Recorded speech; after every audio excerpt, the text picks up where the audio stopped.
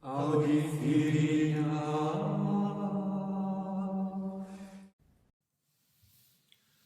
El profeta Ageo. El libro de Ageo es un libro breve, consta de solo 2 capítulos en nuestras Biblias. Estos 2 capítulos contienen 4 sermones que dirige el profeta a los judíos que han vuelto a Jerusalén. Los 2 capítulos son introducidos por palabras semejantes. Dice el inicio del capítulo primero: el año segundo del rey Darío, el día 1 del 6º mes, fue dirigida la palabra de Yahvé por medio del profeta Ageo a Zorobabel, hijo de Sealtiel, gobernador de Judá, y a Josué, hijo de Josadac, sumo sacerdote, en estos términos. El segundo capítulo empieza, decíamos, con palabras semejantes: el año segundo del rey Darío, el día 21 del 7º mes, fue dirigida la palabra de Yahvé por medio del profeta Ageo en estos términos. Con Ageo comienza el último período profético de Israel, el período posterior al destierro, el período post-exílico. Recordemos que los profetas antes del destierro anuncian con frecuencia el castigo, que será el destierro mismo. Durante el destierro anuncian la consolación de Israel, que sigue siendo la alianza, aunque se hayan perdido los signos exteriores de la alianza, la tierra, el templo, la monarquía. Después del destierro, la palabra clave es reconstrucción, restauración.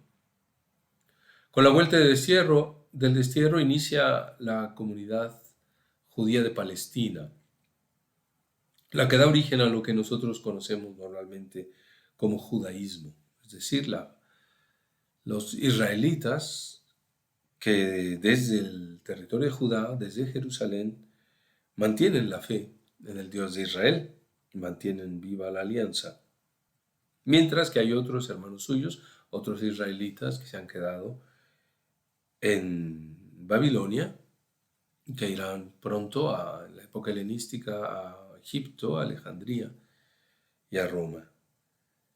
La diáspora, la fe de Israel en la diáspora, la fe de Israel en Judá, propiamente el judaísmo.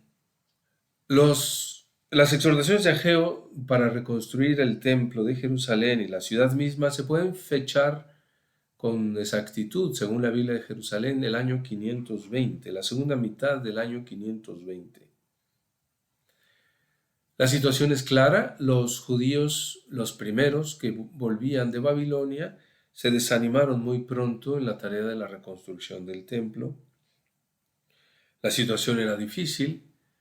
Los profetas Ageo y Zacarías reavivaron las energías e instaron al gobernador Zorobabel y al sumo sacerdote Josué a continuar los trabajos de reconstrucción del templo, que efectivamente se activó. El libro de Esdras lo dice así, capítulo 5, 1, 2. El profeta Ageo y Zacarías, hijo de Idó, empezaron a profetizar a los judíos de Judá y Jerusalén en nombre del Dios de Israel, que velaba por ellos. Con esto, Zorobabel, hijo de Sealtiel, y Josué, el hijo de Josadac, se decidieron a reanudar la construcción del templo de Dios en Jerusalén. Los profetas de Dios estaban con ellos apoyándolos. Esta es la situación. El inicio del regreso. Las primeras etapas de la comunidad israelita en Judá. Los 4 breves sermones de Ageo tienen este objetivo: el de la reconstrucción del templo y en torno al templo, la ciudad. Ageo por un lado, hace ver a los judíos que el abandono de las obras del templo ha traído un castigo de Dios, que ha echado a perder las cosechas. Esperaban cosechar y han cosechado muy poco. La tierra niega sus frutos o los da en modo muy exiguo. Y por eso el profeta anima a reanudar las obras. Además, se anuncia que la restauración traerá una era de prosperidad. La reconstrucción del templo es condición para la venida de Yahvé. No solo empezará un tiempo mejor, llegará el final, el día de Yahvé, el establecimiento del reino de Dios, el tiempo de la salvación definitiva. Ageo retoma, por tanto, la promesa del segundo y del tercer Isaías para estimular a los desanimados, pero con un matiz nuevo, con una comparación entre el templo antiguo, ahora destruido, y el templo que hay que reconstruir. Los judíos están frente a las ruinas del primer templo. ¿Quién queda entre vosotros que haya visto esta casa en su primer esplendor? ¿Y qué es lo que veis ahora? ¿No es como nada a vuestros ojos? Dicen 2:3.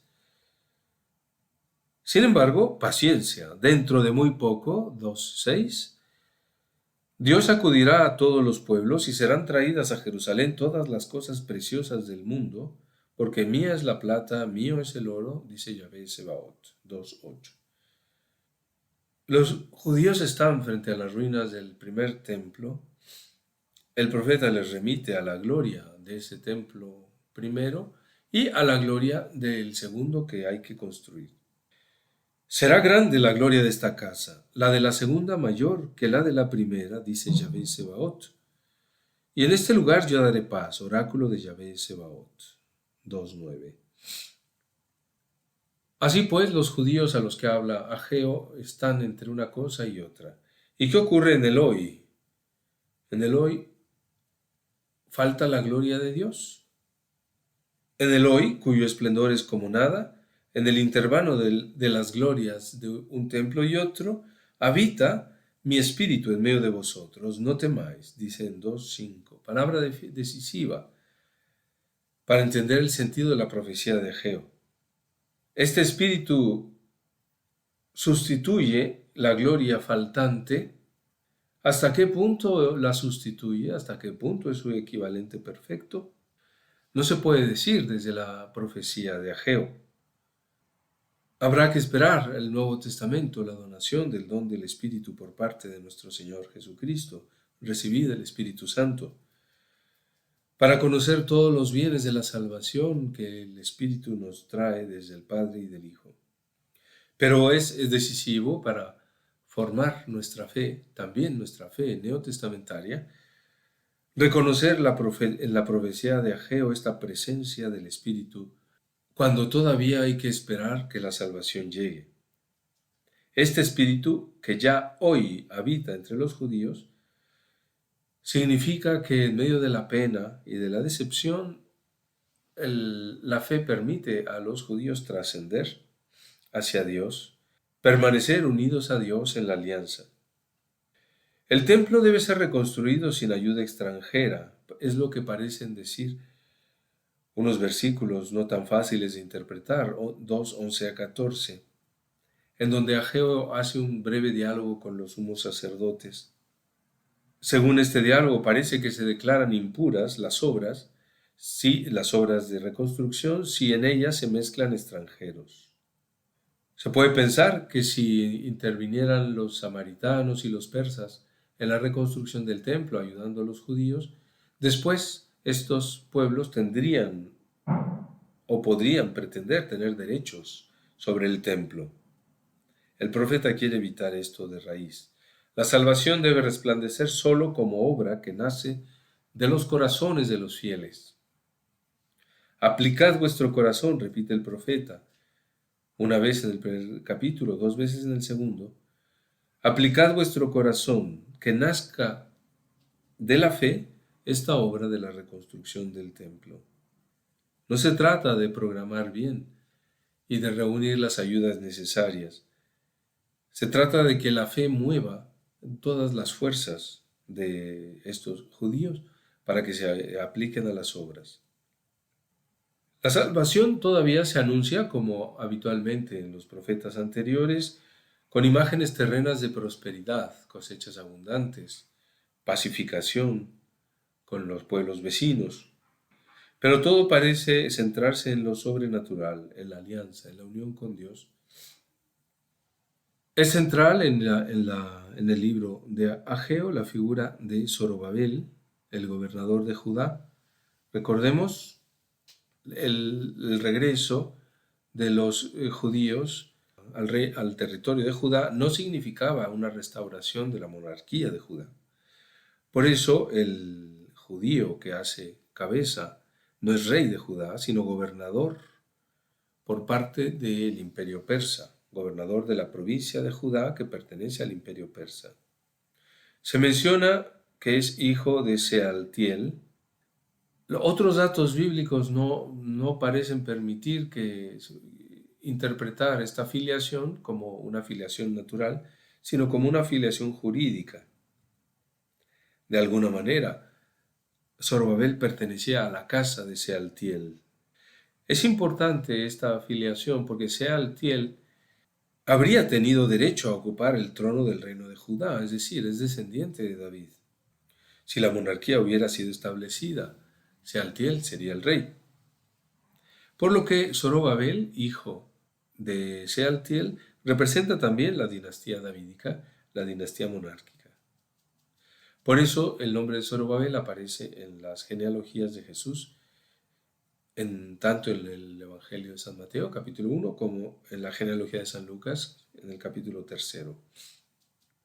Toda la salvación, toda la expectativa de la salvación se concentra en torno al templo y en la figura de Zorobabel.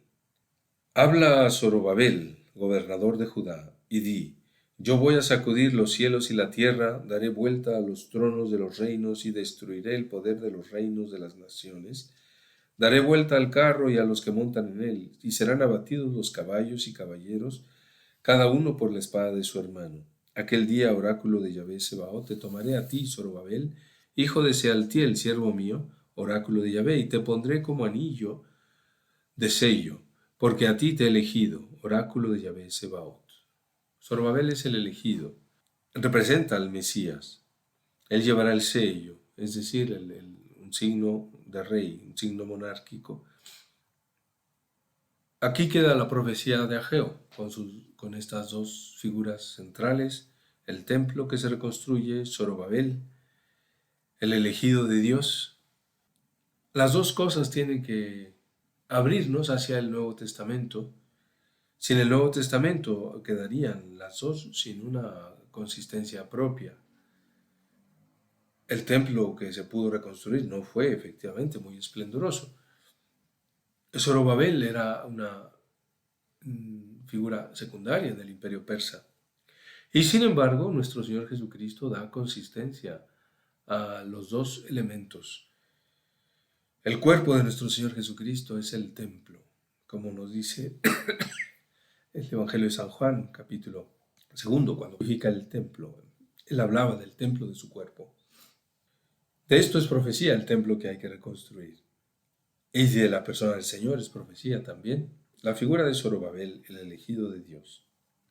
El Antiguo Testamento nos ayuda a entrar en el Nuevo, y el Nuevo nos ayuda a referir, a remitir toda la salvación definitiva que hay en Cristo a la historia humana a través de la historia de Israel.